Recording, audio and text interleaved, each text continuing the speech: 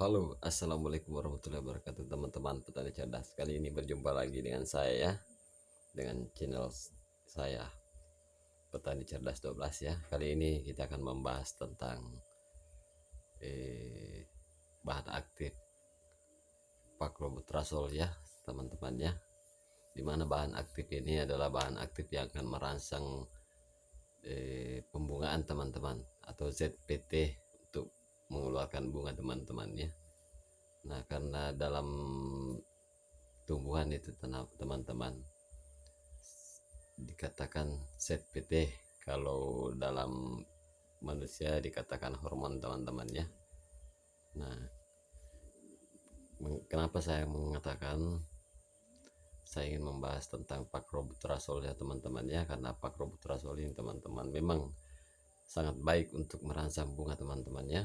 Cepat sekali bunga tanaman kita akan mengeluarkan bunga. Tapi satu hal yang perlu kita ketahui teman-teman, bahwa ZPT ini sangat mempunyai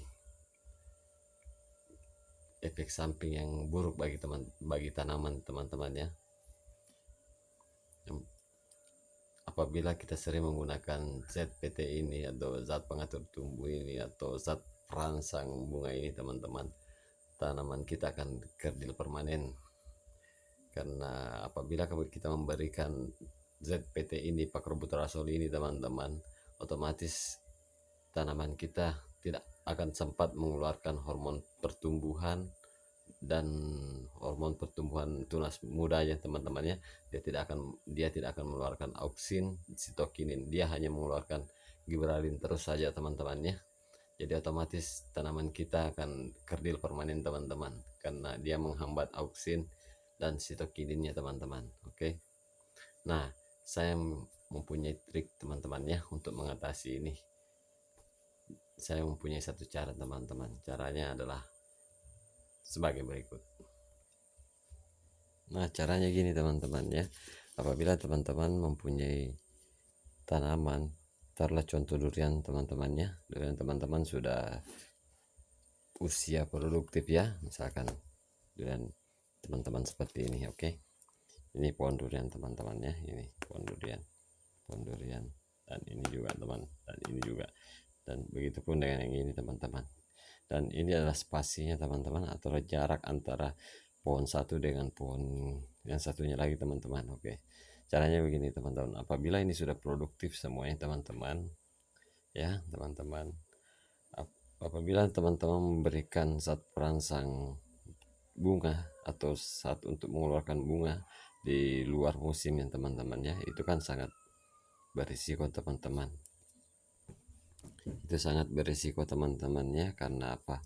Karena yang produktif ini apabila sering kita berikan zat pengatur tumbuh berupa zat perangsang bunga teman-teman, ini yang produktif ini akan kerdil permanen atau pertumbuhannya akan kerdil. Nah, tips saya begini teman-teman, taruhlah kita berikan semua yang produktif ini kita berikan ZPT atau zat pengatur tumbuh atau perangsang bunga teman-teman, tidak apa-apa, berulang kali kita berikan. Asal ingin caranya teman-teman, kita sulam tanam atau tanam sulamnya teman-teman ya, kita berikan, kita tanam ulang di sini teman-teman ya, di antara jarak ini teman-teman, kita tanam pohon berikutnya ya.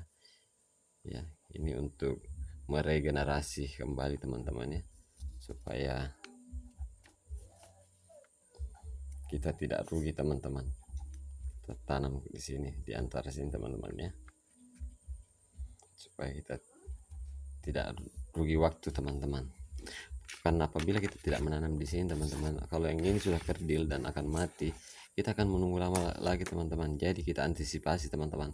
Apabila ini sudah mati kan, kalau kita tanamkan di sini semua ini ya, spasi-spasi ini teman-teman, apabila kita sudah tanamkan semua itu, sudah pertumbuhannya sudah mulai bertumbuh, dan yang ini kita berikan zat pengatur tumbuh atau perangsang bunga teman-teman berupa Paklobutrasol, kita tidak takut-takut lagi teman-teman, tidak segan-segan lagi teman-teman untuk menunggu lama, karena kita sudah menanam di sini teman-teman, menanam kembali di antaranya teman-teman. Jadi biarlah kalau ini mau mati tidak apa-apa mati, Begitupun nantinya teman-teman, apabila ini lagi yang produktif, kita tanami lagi di tempat ini yang sama ini teman-teman. Apabila ini lagi yang produktif kita, jadi tetap berkesinambungan teman-teman, tidak akan putus. Jadi jarak interval waktunya untuk kita menunggu lagi teman-teman tidak terlalu lama teman-teman untuk menghasilkan buah lagi.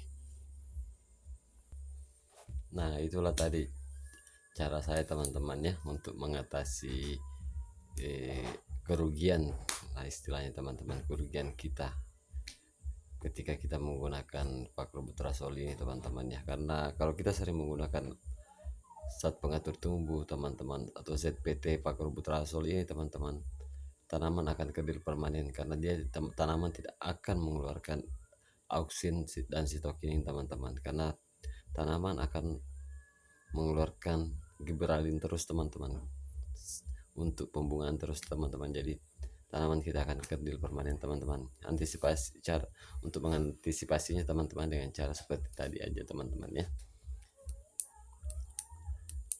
sambil kita berikan juga pemupukan seperti urea atau ZA teman-teman ya, tapi yang lebih bagus itu ZA teman-teman dengan NPK. Oke teman-teman, semoga teman-teman mengerti atau paham dengan apa yang saya katakan ini.